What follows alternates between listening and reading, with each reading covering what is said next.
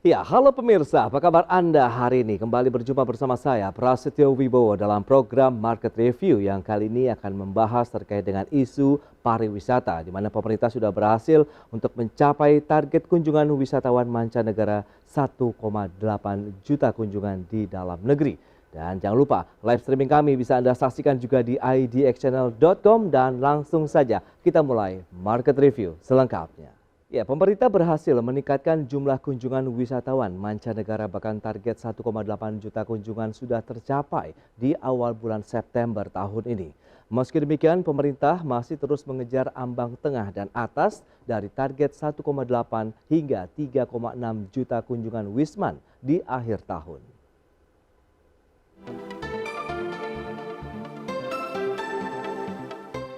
Upaya pemerintah dalam hal ini Kementerian Pariwisata dan Ekonomi Kreatif untuk menjadikan sektor pariwisata sebagai salah satu pendorong laju perekonomian nasional mulai membuahkan hasil positif. Saat ini pemerintah Indonesia tengah fokus meningkatkan quality tourism dengan tujuan meningkatkan lama tinggal, pendapatan dan pengalaman wisatawan selama berkunjung ke Indonesia. Langkah ini disesuaikan dengan peningkatan amenitas, atraksi, dan penerapan CHSE di lokasi tujuan wisata. Dan terbukti per September 2022 jumlah kunjungan wisatawan mancanegara atau Wisman ke Indonesia mengalami peningkatan hingga menembus batas bawah target di tahun 2022 yaitu 1,8 juta kunjungan. Adapun rentang target kunjungan Wisman adalah 1,8 hingga 3,6 juta kunjungan. Menteri Pariwisata dan Ekonomi Kreatif Sandiaga Salahuddin Uno menegaskan meski target bahwa kunjungan Wisman sudah tercapai, namun pemerintah masih memiliki 3 bulan agar bisa mencapai ambang atas tengah dan atas dari target kunjungan wisatawan mancanegara 1,8 juta sampai dengan 3,6 juta. Dan saya ingin menyampaikan bahwa target kunjungan wisatawan 1,8 juta sudah tercapai di bulan September awal dan kita masih memiliki 3 bulan agar kita bisa mencapai ambang batas tengah dan atas dari target kunjungan wisatawan mancanegara 1,8 sampai 3,6 juta. Dan juga ini adalah kenaikan 2028% lebih dengan top wisatawan mancanegara Australia, Singapura, Malaysia, India, dan Amerika Serikat. Sandiaga menambahkan jumlah kunjungan Wisman ke Indonesia melalui pintu masuk utama pada Agustus 2022 mencapai 510.250 kunjungan. Melonjak signifikan 28.727,46% dibandingkan dengan Agustus 2021. Dan jika dibandingkan bulan sebelumnya, jumlah kunjungan Wisman pada Agustus 2022 juga mengalami peningkatan sebesar 6,98%. Dari Jakarta, Tim Liputan, idxchannel.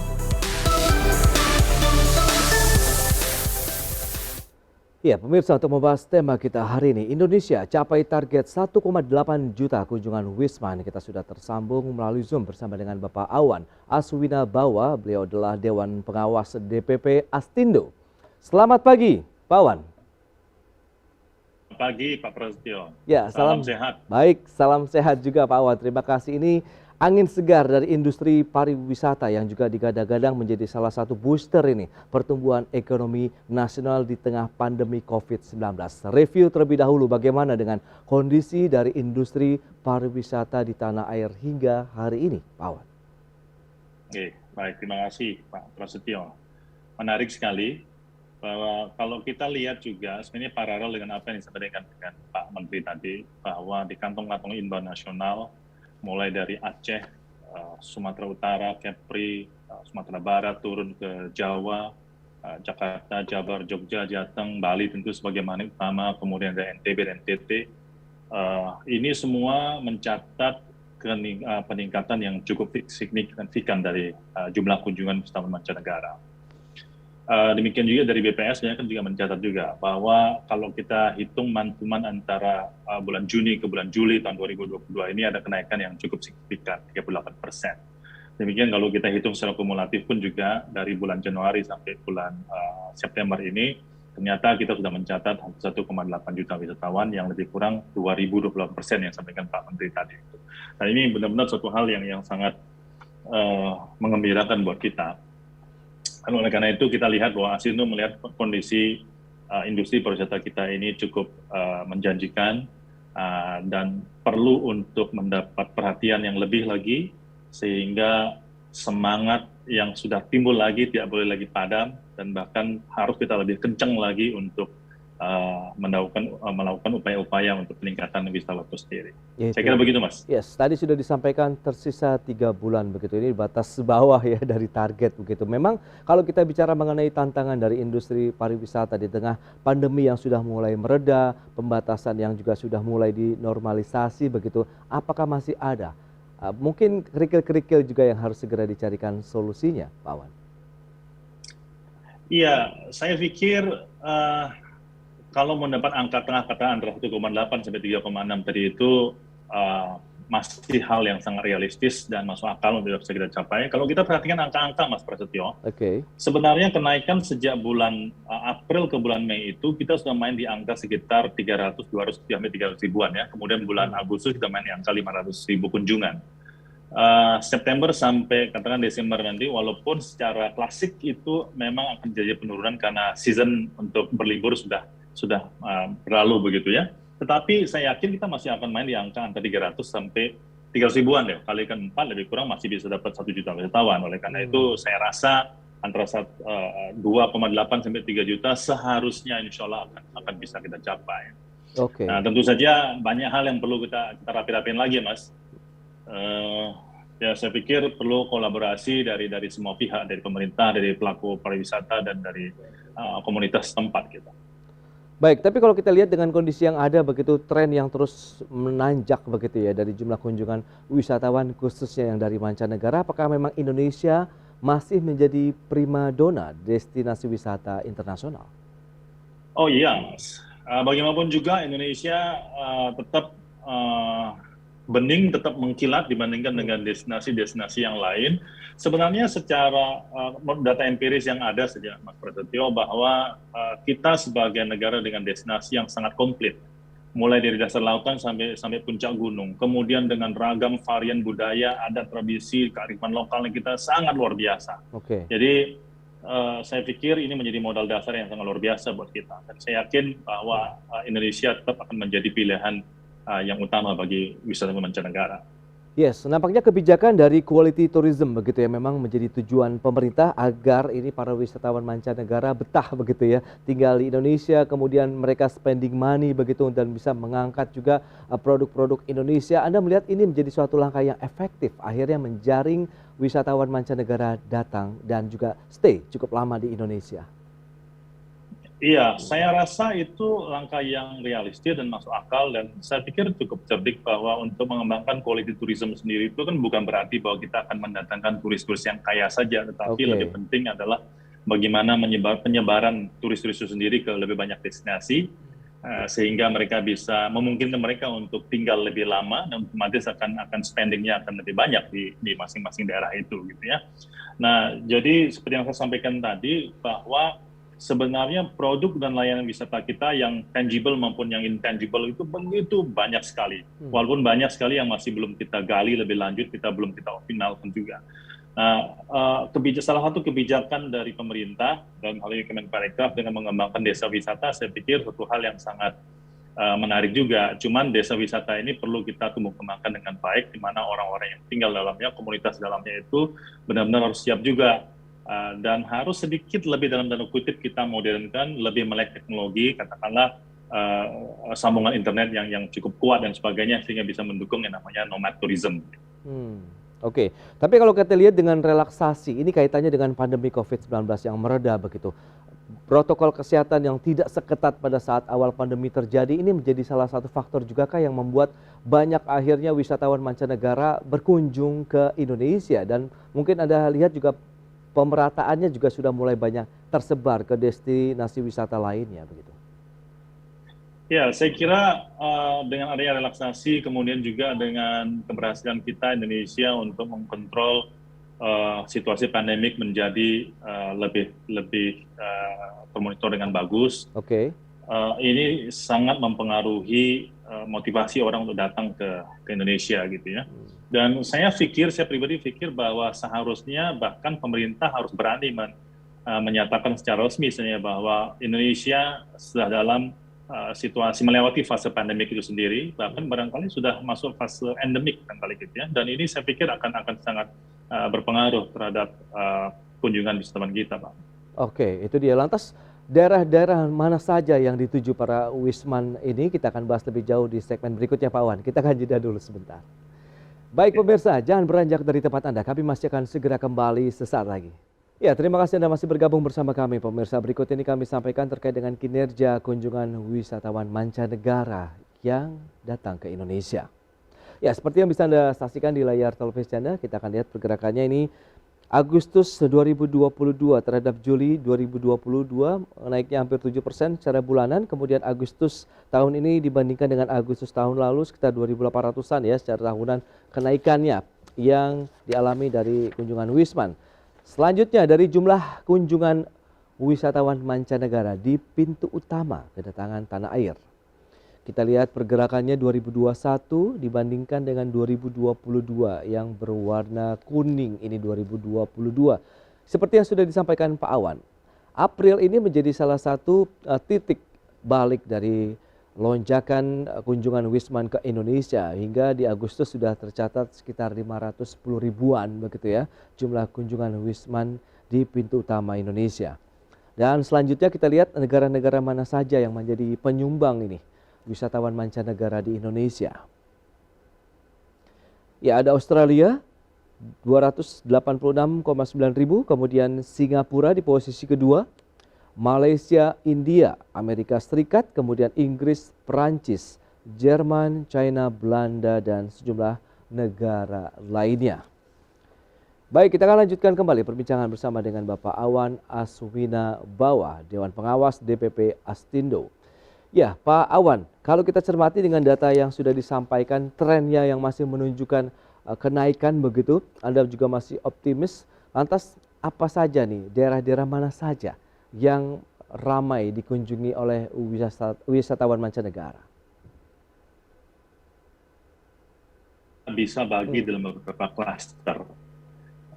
Untuk wilayah Eropa dan Amerika Utara misalnya, kebanyakan mereka akan melakukan yang kita sebut sebagai overland dari Sumatera sampai Jawa sampai Bali dan Lombok dan NTT dan sebagainya, atau Jawa, Bali, Lombok, NTT overland. Itu kebanyakan di negara-negara Eropa Barat, Jerman, Prancis, Inggris, Belanda dan sebagainya.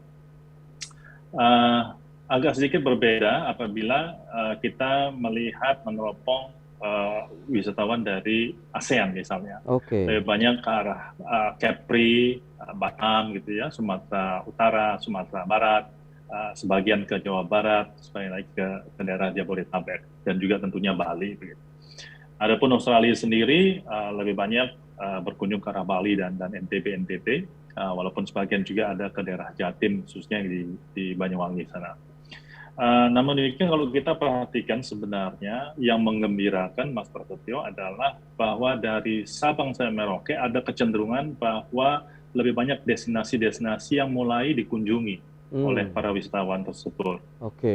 Jadi menjadi tugas dan PR kita bagaimana destinasi-destinasi tersebut bisa menjadi lebih layak untuk dikunjungi, orang-orangnya lebih siap, infrastruktur juga lebih siap begitu. Karena saya pikir salah satu daripada prinsip quality tourism itu adalah bukan cuma lama tinggal dan sebaran wisatawan itu sendiri, tetapi juga sedapat mungkin kita bisa mendapat apa yang kita sebut sebagai repeated guest.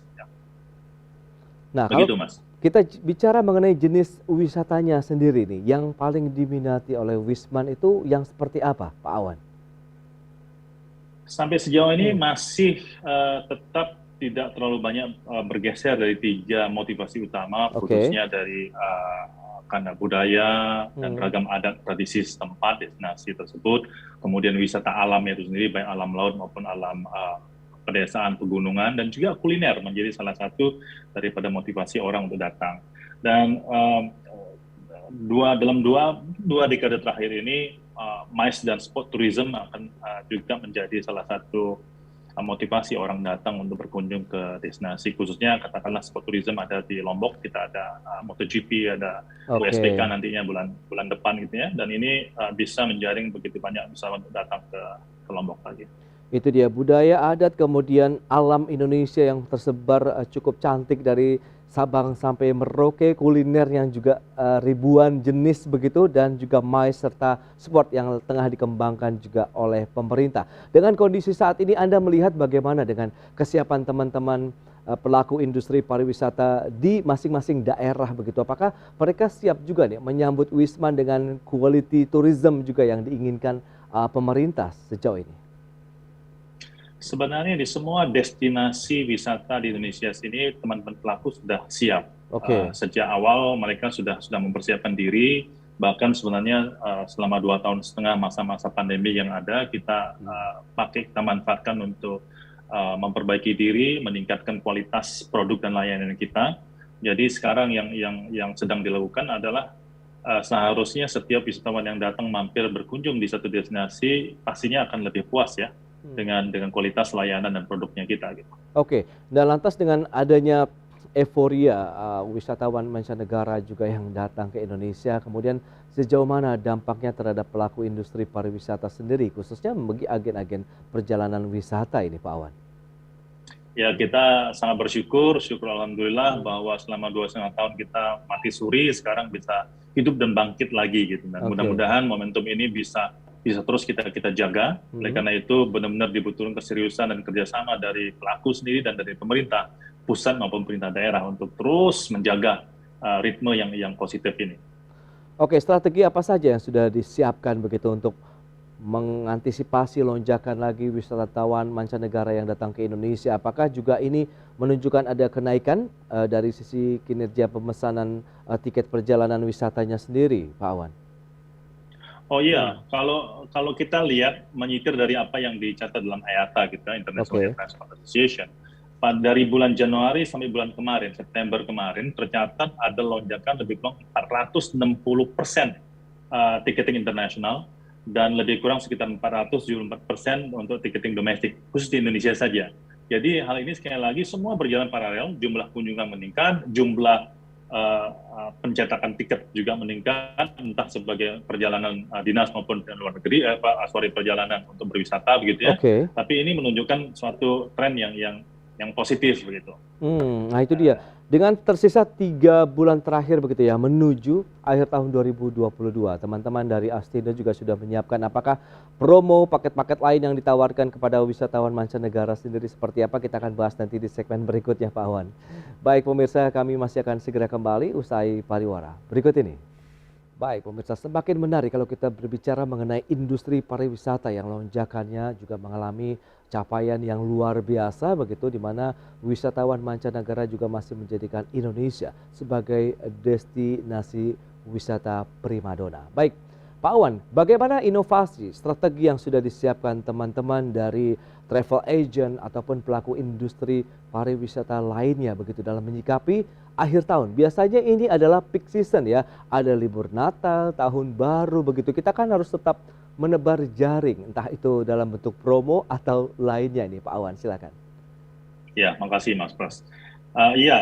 Bulan Desember biasanya, sebenarnya 2 minggu terakhir bulan November sejak Natal dan Tahun Baru itu menjadi lahannya kita, ajangnya kita untuk panen raya. Oleh karena itu kita sudah mempersiapkan berbagai macam paket-paket wisata, promo-promo yang menarik, tidak harus murah tapi value for money gitu. Ambil contoh misalnya di Astindo, kita secara rutin sudah sejak belasan tahun yang lalu menyelenggarakan apa yang disebut sebagai Astindo Travel Fair. Di situ berkumpul para airliners, para hoteliers, para biro perjalanan yang mereka siap dengan paket-paket murah meriah. Demikian juga kita ada Astindo Travel Exchange yang lebih banyak antara B2B begitu. Dan juga kita bikin berbagai macam event-event olahraga yang misalnya di Bali di Lombok kita bikin open golf tournament gitu ya. Dan juga kita melakukan trade show maupun sales mission ke negara-negara yang memang menjadi feeder marketnya kita, katakanlah ASEAN, seperti yang kemarin baru aja selesai, saya pikir ada ITB Asia, Astindo juga hadir di sana, Cuman sayang mungkin Indonesia saya nggak melihat ya, harusnya hadir juga di situ. Oke. Jadi saya pikir hal-hal ini memang sudah harus kita lakukan dan juga kita butuh teman-teman media untuk mendukung kita.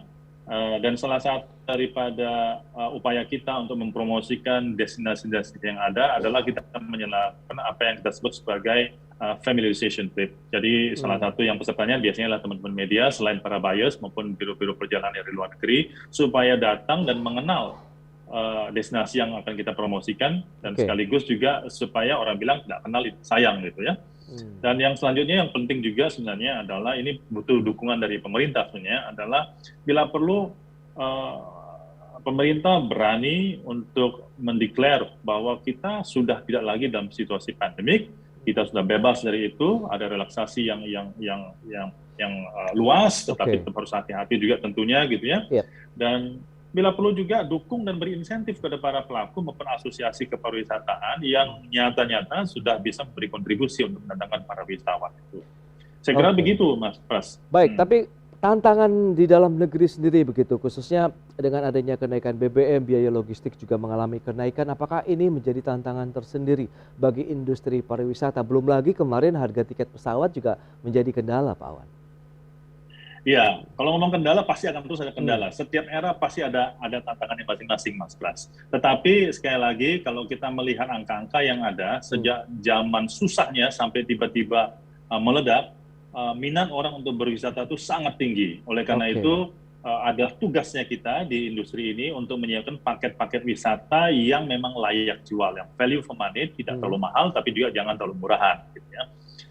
Dengan adanya kenaikan BBM, kemudian harga tiket yang menjadi sangat lumayan mahal begitu ya, memang menjadi tantangan tersendiri buat kita. Akan tetapi di beberapa destinasi itu masih tetap menjadi bagian yang tidak bisa dilupakan oleh para wisatawan, khususnya di mancanegara gitu ya. Ambil contoh misalnya untuk wisatawan mancanegara, dengan situasi dolar yang sangat lumayan tinggi, otomatis Indonesia menjadi destinasi yang cukup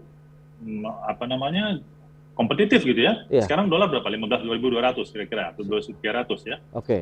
Ya, artinya kan lumayan tuh dengan $5 mereka sudah bisa makan besar di Indonesia. Ada plus minusnya begitu ya Pak Awan, nampaknya dengan adanya depresiasi rupiah ini. Tapi di sisi lain kita tahu pengembangan destinasi super prioritas begitu. Apakah ini juga mendapat sambutan yang luar biasa dari wisatawan mancanegara terhadap destinasi super prioritas kita? Iya, mendapatkan label super prioritas tentunya suatu privilege pada destinasi tersebut. Dan ini menimbulkan harapan yang berlebih juga dari para wisatawan bahwa yang namanya super prioritas tentunya segala-galanya lebih super gitu ya. Dan saya pikir alhamdulillah bahwa apa yang dilakukan pemerintah dengan menunjuk ada 5 destinasi super prioritas ini memberikan semacam moral obligation dan juga tindakan yang nyata yang harus segera dilaksanakan oleh pemerintah pusat dan yang paling penting juga oleh pemerintah daerah masing-masing dan pelakunya masing-masing untuk memanfaatkan statusnya kita sebagai super prioritas itu. Ambil contoh sekali lagi di Lombok misalnya, NTB, Mandalika gitu, ditetapkan sebagai kawasan super prioritas. Mau nggak mau semua industri di sana bersatu padu, pemerintah daerahnya yang perintah kabupatennya misalnya Lombok Tengah sana juga tidak lagi, nggak ada tawar-menawar, juga harus memposisikan diri sebagai destinasi yang super prioritas dan memang layak untuk menyandang predikat super prioritas tadi itu. Wow, semuanya harus dalam kondisi optimal, premium begitu ya Pak Awan kalau kita bicara mengenai layanan yang diberikan ya kepada wisatawan yang berkunjung di destinasi super prioritas tersebut. Baik, jadi tetap optimisme akan tetap terjaga dan ini akan terus dibangun begitu untuk industri pariwisata paling tidak sampai dengan akhir tahun semoga targetnya tercapai begitu 3,6 juta kunjungan Wisman di Indonesia. Pak Awan, terima kasih banyak ini atas waktu dan sharing yang Anda berikan untuk pemirsa IDX Channel pada hari ini. Selamat melanjutkan aktivitas Anda kembali. Salam sehat, Pak Awan. Salam sehat. Terima kasih.